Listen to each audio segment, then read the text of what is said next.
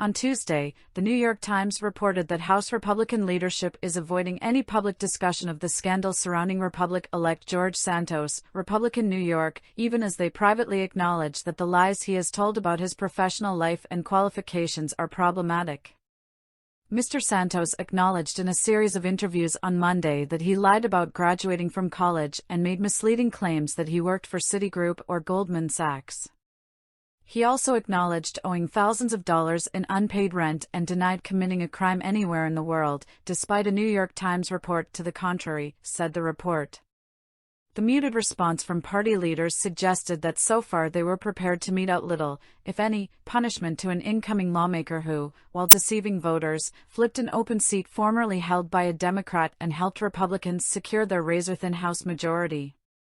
Since the original Times reporting, even more fabrications have been revealed, including that he appears to have lied about having Jewish ancestry and his family having survived the Holocaust.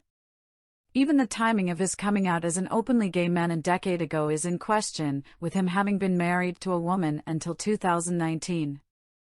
House Republicans, led by Representative Kevin McCarthy of California, have consistently closed ranks around members of their party facing scrutiny for a litany of misdeeds, including candidates who rallied at the Capitol on January 6 and sitting lawmakers who appeared at a white nationalist conference, said the report. In Mr. Santos's case, they likely have even less political incentive to take action. Still, some criticism began to emerge from corners of New York's Republican Party. If Republican leaders demanded Mr. Santos resign, and he did so, it would prompt a special election in a swing seat, a potential blow to Republicans' already precarious majority. And the incoming congressman had pledged to vote for Mr. McCarthy for Speaker next week, a critical display of support for the Republican leader, who is facing a mini-revolt on the right and needs every vote he can get. Representatives for House leaders did not immediately respond to requests for comment or offer any statements on the record. Privately, House Republican leadership has appeared to concede that Mr. Santos's situation is problematic, but has justified a lack of public condemnation by making the case that Democrats have their own problematic members, said the report.